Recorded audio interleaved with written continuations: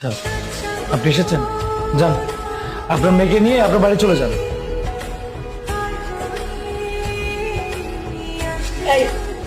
এটা কোন ধরনের ব্যবহার?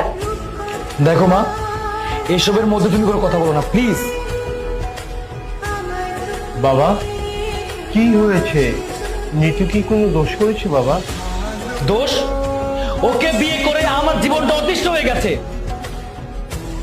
আপনি বুঝতে পারছেন? হ্যাঁ, আমি আমার জীবনে কোনো সুখ শান্তি পাচ্ছি না। আমার বাবার কথা না হয় বাদ দিন, কিন্তু আপনি আপনি কিভাবে পারলেন আপনার ছোট মেয়েটাকে বিয়ে দিতে আমার সাথে? আপনার মাথায় কি কিছু নেই? শুনুন, আমি আপনাকে সাফ সাফ বলে দিচ্ছি, আপনার মেয়ের সাথে আমি সংসার করতে পারবো না। আমি ওকে ডিভোর্স দিব। ডিভোর্স দিবি? এটা কি একটা ছেলে খেলা পেয়েছিস? তোর কাছে ফাজলামি মনে হয়?